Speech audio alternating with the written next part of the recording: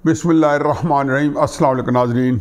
बहुत सारी बुरी ख़बरें और दरमियान में कुछ छोटी छोटी बस ये है कि वक्ती तौर पर शक्शोई के लिए अच्छी ख़बरें भी। अच्छी खबर तो यह है कि रूस से पाकिस्तान का तेल का जहाज़ कराची लंगरादाज हो चुका है। इस तेल के साथ हमारी कई चीज़ें वाबस्ता हैं। पहली बात तो यह है कि हमें रायती कीमत में मिल रहा है। दूसरी बात यह है कि ये मेरा ख्याल में कोई उनके साथ कोई 2.5-3 लाख जो मीट्रिक टन है उसका एक सौदा है, जिसमें से शायद अभी 45,000 या 75,000 मीट्रिक टन का जहाज़ पहुंचा है और फिर उधार के ऊपर है। और फिर हो सकता है कि हमें डॉलर में पेमेंट भी ना करनी पड़े, हम कोई और बॉर्डर करें या वो रूस से कुछ अपनी मसनूआत भी जो है बेचने की कोशिश करें, या वो उनके लिए वो हमें ज़बरदस्ती हमारी मसनूआत जो है हमसे ख़रीदे। अब मत भूलें कि इमरान खान साहब ने इसके ऊपर बड़ा वावेला किया था कि मैं जाके साइन करके आता। वो बच्चे होते हैं जब स्कूल से जब आया करते थे बहुत छोटे छोटे, तो उनको एक फैसिनेशन में वो चीज़ें फैंटेसाइज करते थे कि जी एक गाड़ी टांगे वाले से टकरा गई, घोड़ा मर गया, टांगे वाला ज़ख्मी हो गया। वो ऐसे आगे बता देते थे। फिर चंद हफ्ते जब वो बार ये वाक़या बताते थे, तो जब बंदा बड़ा हो जाता तो उनको लगता था कि वाकई वो घोड़ा और टांगा आ रहा था और एक कोई उससे बस वाली टक्कर आ गई और घोड़ा भी मर गया और टांगे वाला ज़ख्मी हो गया। तो ये जो फैंटेसीज़ होती हैं इनकी भी एक अपनी दुनिया होती है और एक बड़ी अपनी हकीकत है। तो इमरान खान साहब ज़ाहिर है कि उस वक्त शायद कोई पोलिटिकल माइलेज के लिए किया हो, फिर उसके बाद उन्होंने सच मान लिया हो। मुसद्दिक मलिक साहब को पहले तो मुबारकबाद देना चाहता हूँ कि वज़ीर बातदबीर ने माशाअल्लाह मेरे तो खैर बड़े फेवरेट भी हैं, ज़ाती दोस्त भी हैं, मैं उनका मद्दाह भी हूँ। और वो देख लें कि प्रेस में नज़र नहीं आते कोई अपनी कारकर्दगी के लिहाज से, लेकिन कुछ ना कुछ अरसे बाद उनका एक कोई कारनामा हमारे सामने आ जाता है। बड़ा टैलेंटेड आदमी है। I think right person for the right job Mossadegh Malik. जो इमरान खान साहब जो थे, उन्होंने कहा जी कि मुझे सजा इसी बात की दी गई है कि मैं अमेरिका के साथ पहले तो मुंसलिक था, अब तो खैर अमेरिका और इमरान खान साहब के तल्लुकात जो हैं क्या उसको मैं डिस्क्राइब करूं कि यकजान दो कालिब हैं। इमरान हो समझे ना समझे, अमेरिका का मतलब अपना सारा कोई निज़ाम अगला इमरान खान साहब के साथ इस्तवार कर चुका है। मैं अपने पिछले कई व्लॉग में बता चुका हूँ। इमरान खान साहब ने कहा जी कि इस वजह से मुझे अमेरिका ने मेरे से खिलाफ साजिश की कि मैं रूस से सस्ता तेल लेके आया, फलां लेके आया, सारी चीज़ें हुई। मुसद्दिक मलिक साहब ने उन्हें उस आते ही बता दिया है कि हमारे पास कोई कागज़ नहीं है, कोई है तो बताएं, कोई MOU कुछ भी नहीं है। डेफिनेटली कोई ज़बानी कलामी बात हुई होगी। तो कहाँ आ गया कि इमरान खान साहब ने ऑर्डर दिया और ऑर्डर नहीं, वो जो है बहुत उसके बाद ताबड़तोड़ हमले हुए। ये गए और इतने थोड़े अरसे में ना सिर्फ ये कि साल के अंदर अंदर कॉन्ट्रैक्ट भी हो गया, MOU भी हो गया, रशियन एनर्जी मिनिस्टर भी आया, ये भी गए, और इतने उसके बाद मुआहिदा भी हुआ। उस वक्त लगता था कि मुआहिदा हमारी तसल्ली है या पाकिस्तानी कौम को एक आसरा है या उम्मीद है। अब जहाज़ लंगरादाज हो चुका है। लेकिन इससे भी एक और अच्छी खबर, अब वो यह है कि LPG का एक बाउज़र जो है वो रूस से, अखबार मैंने यही पढ़ा है, आज वो भी पहुंच चुका है। यानी कि ये मेरे लिए सबसे बड़ा वाक़या है कि अफ़गानिस्तान के रास्ते रूस से पहुंच चुका है। 3-4 दिन पहले एक और भी अच्छी खबर आई थी कि काज़ाकिस्तान से उज़्बेकिस्तान से बाय रोड जो है वो तरसीलात होंगी। यानी कि काज़ाकिस्तान का बताया गया कि हमने 1995 में एक वायदा किया था। उस वक्त तो अमरीकियों ने तालिबान के साथ मामला फहमी करने की कोशिश की थी। एक बहुत बड़ा कॉन्टैक्ट और सऊदी अरबिया भी शामिल था, अमेरिका भी, पाकिस्तान भी। तो कई अफ्रीकी काज़ाकिस्तान से माहिदा हुआ था और जिसमें बहुत कुछ करना था। तो उसमें एक बात थी कि काज़ाकिस्तान अपनी जो इम्पोर्ट्स हैं समुंदर के रास्ते की इम्पोर्ट्स, वो ब्लैक सी की बजाय गवादर से या कराची से करेगा, और जो उनका वापसी सामान है फिर पाकिस्तान उनसे इम्पोर्ट किया करेगा। ट्रक में वापस से वहाँ से चीज़ें लाएंगे। अब इसमें भी ज़्यादा चांसेस ये हैं कि हो सकता है कि हमारी अपनी जो करेंसी है काज़ाकिस्तान की या उनके साथ रूबल्स में या इस तरह की कोई करेंसी में हो। इसमें एक और भी ज़बरदस्त एंगल है, और वो ये है कि पाकिस्तान जो है, पाकिस्तान के भी ट्रक्स जो हैं काज़ाकिस्तान जा सकेंगे। यानी कि ये कई ट्रक्स तो पाकिस्तान के ही जाएंगे, और इसमें यह है कि सिर्फ वो नहीं जाएंगे बल्कि कई ट्रक्स जो है पाकिस्तान से चीज़ें भी लेके जाएंगे और चीज़ें लेके भी आएंगे पाकिस्तान की मसनूआत। तो और ये 1995 का मुआहिदा है। साथ उज़्बेकिस्तान का भी बताया कि वहाँ से भी ज़मीनी राब्ते हो जाएंगे। तो ये कमाल की चीज़ है। अब एक और इसमें बस एक फ़िक्र ऐड करता जाऊँ कि ये कोई मेरा ख़्याल में एक इस तरह का अमन जो है, अमन तो अफ़गानिस्तान में पूरी तरह आ नहीं सकता, लेकिन इस तरह का अमन जो है ये जब तालिबान ने 1993-94 के अंदर एक हुकूमत संभाली और मेरे ख्याल में वो चली थी 2002 तक, जब पूरा कंट्रोल संभाल लिया था तो अमेरिका बहादुर ने उस पर हमला कर दिया 2001 के अक्टूबर के अंदर। तो वो हुकूमत जो है उसी तरह उसमें ड्रग्स की जो पैदावार सिफर कर दी, उनके से कोई मंशियात वहाँ से सब जो है उसका सदेबाब कर दिया, अमन व अमान कायम हो गया, वो बत्था जो लेते थे वो ख़त्म कर दिया। इसी तरह की इतलात आ रही ताल वहाँ से कि इस वक्त अफ़गानिस्तान जो है कहते हैं कि पाकिस्तान से ज़्यादा पुरअमन खित्ता बना हुआ है। तो इस साल और ये तब भी ये सारी चीज़ें हो सकती हैं जो ज़मीनी राब्ते हैं, आमदोरफ्त है, अगर वहाँ अमन मान रहे। अल्लाह करे कि इससे मज़ीद आए और ये दुनिया जो कि तालिबान को तस्लीम नहीं कर रही उनके मुँह पे ज़नाटेदार थप्पड़ भी है कि आप कितनी साजिशें करें, इंशाअल्लाह अल्लाह ताला ने उनका निज़ाम चलाए रखना। अब दूसरी बात है कि सुप्रीम कोर्ट ने आज तफसीली फ़ैसला दे दिया है। ये 5 रुकनी बेंच का तफसीली फ़ैसला जो है, जिनमें 3-2 का फ़ैसला हुआ था, ये पंजाब और KP में इलेक्शन कराने का। मुनीब अख्तर ने ये फ़ैसला लिखा है और उन्होंने कहा कि जी ये फ़ैसला जो है ये 3-2 का हुआ था, ये 4-3 का फ़ैसला नहीं है। अब उनको यही लिखना था। जस्टिस मुनीब अख्तर साहब, आप इसके अलावा क्या लिखते? आप उसको एंडोर्स करते कि 4-3 के फ़ैसले ज़ाहिर नहीं कर सकते थे, लेकिन जिन लोगों के कॉन्टेंशन वो भी आपके ब्रदर जजेज हैं जिन्होंने कहा ये 4-3 का फैसला है, आप उनकी ना माने।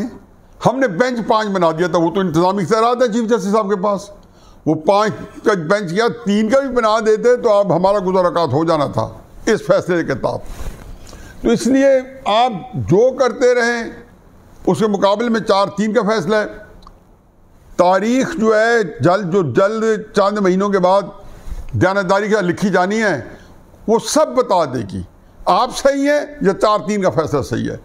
मुझमें तफसील में नहीं जाना कि आपने और क्या क्या बातें लिखी हैं, उनमें बहुत कुछ ऐसे कॉन्टेंशियस इशूज़ हैं, लेकिन ये बात कहना कि जी आपके इसके फैसले लिखने से वो नैरेटिव या बयानिया कि ये 4-3 का फैसला है, इसकी आपको हिस्ट्री तो पता है ना कि 9 रुकनी बेंच बना था और 9 रुकनी बेंच के अंदर से अचानक मज़ाहिर नकवी साहब रंगे हाथों पकड़े गए, उनके ऊपर इल्ज़ामात लगे, उनका केस भी जुडिशल काउंसिल में है। बाद में उनको दोबारा चीफ जस्टिस साहब ने अपने उसके अखलाकी जवाब था या नहीं था उसको बहाल करने की कोशिश की और उनका कि उनको बिठाया भी सही, लेकिन इन बिटवीन उस वक्त इतना ज़्यादा उसके बाद अटैक हुआ कि उन्होंने उसमें बेंच हटा दिया। चूँकि इन दोनों जजेज़ ने जस्टिस इजाजुल एहसन मॉनिटरिंग जज ये साथ लिखा करें, क्योंकि वो ज़ाहिर है कि बाकी जजेस के बाद खाली जस्टिस हैं, जस्टिस इजाजुल एहसन साहब के कई डिग्री और भी हैं। ये नवाज शरीफ साहब के केस में GIT के ऊपर बाद में उसकी निगरानी की और बाद में नायब अदालत की निगरानी की कि नवाज शरीफ साहब को उनके खातर खा और जो है मंतकी अंजाम तक पहुँचाया जा सके। तो इजाजुल एहसन साहब इन दोनों ने सोमोटो लिया था, एक इनका बड़ा चहेता कोई CCPO था, उसको इन्होंने बहाल किया या केस सुन रहा तो उन्होंने कहा जी आप चीफ जस्टिस साहब इसे सोमोटो लें और पंजाब के इलेक्शन करवाएं। चलो अल्लाह ताला ने बड़ा करम किया। उसके बाद क्या हुआ, ये लेके नोटिस लेके उन्होंने सुप्रीम कोर्ट के निज़ाम को भी एक्सपोज किया, अपने अंदर भी जो था ग्रुपिंग भी सामने आ गई, तू तकरार भी सामने आ गई, अब पब्लिक के अंदर कही वो डिबेट जो सुप्रीम कोर्ट के ऊपर कभी नहीं होती थी वो भी चल पड़ी। अब इसमें जब उन्होंने 2 ने नोटिस किया तो ज़ाहिर है बड़ा अजीब सा लगता था कि जो लोग नोटिस के बारे में निशानदेही कर रहे हैं उनको बेंच में आप कैसे रख सकते हो, उनको लहदा किया। जब ये पहला बेंच का एक बेंच बैठ चुका था, जब इन्होंने एडमिट की और इनका इसके ऊपर हम हेयरिंग करेंगे, तो 2 जजेस ने कहा कि ये केस बनते ही नहीं है। उन्होंने उसके अपने तहफ़्फ़ुज़ात दिए, मेरा ख्याल उसमें से एक अतर में नल्ला साहब थे या कोई 2 जजेस थे। इन्होंने कहा कि जज ने अपना ओपिनियन दे दिया है। ओपिनियन तो आप रोज़ाना सुप्रीम कोर्ट के अंदर आप कमेंट्स दे रहे होते हो, ओपिनियन दे रहे होते हैं, उनको भी अलहदा कर दिया। मैंने पहले कहा था कि 9 जजेस का जब बेंच बनाया था, चीफ जस्टिस साहब हमारी इज़्ज़त माब उमर अता बंदयाल साहब ने, अल्लाह ताला ने उनको बड़ी इज़्ज़त दी है, बड़ा मुकाम दिया है, इंशाअल्लाह ये उनको बाद भी नसीब रहेगा कि 9 में से 5 जजेस जो थे उनके बारे में पता था उन्हें क्या फैसला करना है, और 4 का पता था। 4 में से जब उधर से 2 निकले तो इधर से 4 में से भी 2 निकालने थे, जो कितने बच गए? 5। 5 में से 3-2 का फैसला आना था, 3-2 का फैसला आया, लेकिन बाकी जजेस भी बहरहाल कोई कम पढ़े लिखे नहीं है, उन्होंने अपना फैसला लिख ही दिया कि जी ये 4-3 का फैसला, हमारा फैसला ये है कि ये मेंटेनेबल ही नहीं है पंजाब असेंबली का इलेक्शन दोबारा कराने की आपकी जो दरख्वास्त है। चुनांचे उसी पे आज फैसला है 5-3 का। हैरत नहीं हुई, यही आना चाहिए था, लेकिन क्यों आपने ओवर स्टेज किया कि 4-3 के फैसले की फजूल बहस ख़त्म की जाए? वो आपने शुरू किए, हमने शुरू किए, हमने उनकी सुप्रीम कोर्ट के जजेस ने जो कहा उनके ऊपर शुरू किए। हम वो चीज़ मानते रहेंगे, आप ये चीज़ मानते रहें, इस काम को चलने दें। बाकी जो कुछ आप इलेक्शन करवा सके हैं वो भी कौम के सामने है, और ये हो सकना ही नहीं था, प्रैक्टिकली नहीं था। मैं हमेशा कहता था कि हजूर कि इस वक्त सूरत हाल हमारी गैर मामूली है, एबनॉर्मल है पाकिस्तान के अंदर, ना आइन के ऊपर अमल हो सकता है और ना मावरा आइन के इक़दाम को हमारी आसूदगी दे सकता है। इसलिए आप ये काम ना करें, आपके काम को आपको जो है ना परेशानी उठानी पड़ेगी, ऐसी बात होगी जो आप उस पर अमल पैरा नहीं करवा सकेंगे। और आखिर में सबसे अहम और सबसे मशहूर इमरान खान साहब जो हैं वो JT में गए इस्लामाबाद में, किसके ऊपर? अपने ऊपर जो उनकी फायरिंग हुई थी, तो उसमें उन्होंने 3 बंदे नॉमिनेट किए थे, और इतना उन्होंने बेकार किया, इतना वावेला किया कि मेरा ख्याल है कि वो वावेला इनके लिए पूरी ज़िंदगी के लिए उनका एहसास बन चुका है। उन्होंने कहा जी कि मुझे ऊपर जो कत्ल कराया उसमें शहबाज शरीफ, राना सनाउल्लाह और जनरल फैसल नसीर। इमरान खान साहब झूठ और बोहतान में गिनी बुक ऑफ वर्ल्ड रिकॉर्ड में वो एक अपना नाम लिखवा चुके हैं। लेकिन इमरान साहब को इतना ख्याल नहीं आता, इतना एहसास नहीं आता, इतनी उनको शर्म नहीं आती कि आप किसी बंदे को अगर बेबुनियाद बुहतान लगाएंगे, कितना झूठ बोलेंगे, तो फॉलोअर जो है उसको मल्टीप्लाई कर देते हैं। इमरान खान साहब वो सारा गुनाह आप ही को मिल रहा है। कुरान ने इसके अंदर इतनी सख्त आपको जो है वार्निंग दी हुई है कि आप हैरान रह जाएंगे। चलो हम तो ये समझ बैठे कि 4 नंबर बंदों के नाम ही दे दिए। मैं सोचा शायद इस दफ़ा इमरान खान सच कह रहा है। ये तो मुझे पता था कि राना सनाउल्लाह और शहबाज शरीफ का नाम उन्होंने तमाम हुज्जत के लिए दिया है। पूरी तरह जुरत जो है उसका दर्जा 100% नहीं था, वगरना 3-4 नाम वो देते कि बाजवा है, जनरल आसिम मुनीर है, जनरल नवीद अंजम है। अच्छा कितने नाम लेते रहे, फिर आखिर उन्होंने कहा ये जो हमारे चीफ मिनिस्टर साहब है मोहसिन नकवी साहब, ये भी शामिल है। कम मौके पर कहा कि जरदारी साहब मुझे मरवाना चाहते हैं। लंदन प्लान नवाज शरीफ साहब शामिल है, लंदन में के अंदर प्लानिंग हुई, और मैंने टेप रिकॉर्डर का टेप करके बाहर भेज दिया। बाहर ज़ाहिर अमेरिका को भेजी होगी या इंग्लैंड को, MI6 को भेजी होगी कि आप इसको मेरे बात इस्तेमाल करें, या इंडिया के राह को भेज दी होगी कि पाकिस्तानी फ़ौज के ख़िलाफ़ मैं आपको एक ऐसा बयान दे के जा रहा हूँ कि जब चाहे आप इनकी बजा सकते हैं। चलो अब इन्होंने JT बना दी। JT के अंदर इनको पेश होना पड़ा। पेश होने पर सवाल जवाब पहले देख लें, फिर मैं उसके बाद थोड़ा सा तबसरा करता हूँ। फिर उन्हें पूछा कि जी आप कि ये बयानात, उन्होंने क्लिप्स चलाए TV के ऊपर, उन्होंने कहा ये बयानात आपके चल रहे हैं, ये आपके ऑडियोज़ हैं, ये वीडियोज़ हैं, ये आपके? उन्होंने कहा ये मेरे हैं। आपने इल्ज़ाम लगाया जनरल फैसल मुनीर पे? जी हाँ लगाया है। आपने जनरल फैसल मुनीर को डर्टी हैरी आप किसको कहते हैं? मैं जनरल फैसल मुनीर को कहता हूँ। आपके पास जनरल फैसल मुनीर ने आपको कोई धमकी दी? नहीं दी। कोई सबूत आपके पास? मुझे किसी ने बताया है। वो कौन शख्स है मैं उसका नाम नहीं बताऊँगा। ये क्या फरमाते थे? हमारी हुकूमत, परवेज़ इलाही की हुकूमत। यही बात उन्होंने अकल की बताई थी कि हजूर बेपर की ना उड़ाएं, खुदा के वास्ते बाजवा की और फैज़ अमीद की गेम ना करें। उन्होंने आपको उल्लू बनाए रखा। लफ्ज़ तो इसके लिए बड़ा खूबसूरत है, पंजाबी का, मैं तक गाली दी नहीं है। उन्होंने आपको बेवकूफ़ बनाए रखा। आप कितने बड़े लीडर थे कि आप इतनी आसानी से उनके दाम में आए रहे, और फैज़ अमीर ने आपसे, वो डर्टी हैरी तो आप बने रहे डर्टी काम करने के लिए, सारे उनके गंदे काम किए आपने। उन्होंने आपको पहले बताया कि किसी तरीके से फैसल, फिर एक्स मिस्टर वाई, एक्स शायद हमारे यहाँ पे ब्रिगेडियर राशिद साहब हो, वाई मिस्टर शायद ब्रिगेडियर फ़हीम साहब हो, कोई और भी हो, ZB को कर देते थे। इतनी सहूलत है आपके पास, जिसकी उठाए पगड़ी उतार दे, जिसको उठाएं आप कपड़े उतार के फेंक दें। ये कौन, किसने आपको लाइसेंस दिया है कि लोगों की इज्जत और तकरीब के साथ खेलते रहे? देखें ये जो आप यहाँ आके फंसे हैं आज इमरान खान साहब, ये बहुत खौफनाक जगह पे आप फंसे हुए हैं। आपको सहूलत ये है कि आपको इदराक ही नहीं है इस बात का कि आप कितने बुरी तरह फंस गए हैं। आपकी ज़िंदगी का तो क्या है, आपकी सियासत जिसको सातवें आसमान पे थी उसको ज़मीन में सर छुपाने की जगह नहीं मिल रही।